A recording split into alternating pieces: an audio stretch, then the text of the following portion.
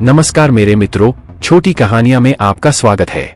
क्या आप जानते हैं देवी सती ने अपने मानव शरीर का त्याग क्यों किया था? तो आइए जानते हैं वो कहानी। भगवान शिव और देवी सती के विवाह के बाद दक्ष ने अपने महल में एक भव्य यज्ञ का आयोजन किया, जिसमें उन्होंने सभी राजाओं, देवताओं और देवी को भाग लेने के लिए आमंत्रित किया। हालांकि उन्होंने सती या शिव को आमंत्रित नहीं करने का फैसला किया।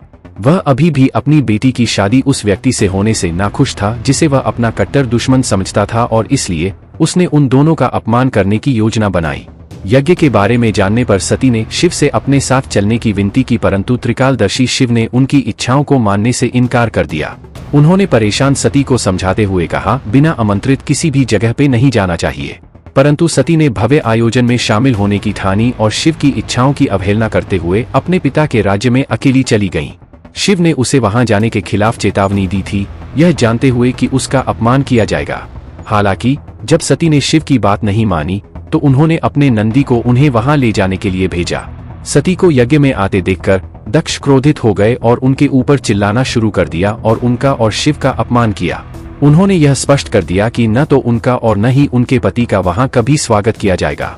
सती ने अपने पिता से बात करने और उन्हें समझाने की कोशिश की कि शिव कितने अद्भुत पति थे और उनका विवाह कितना खुशहाल था।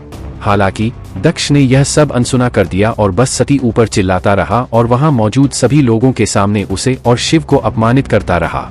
अंततः सती इसे और सहन नहीं कर सकी।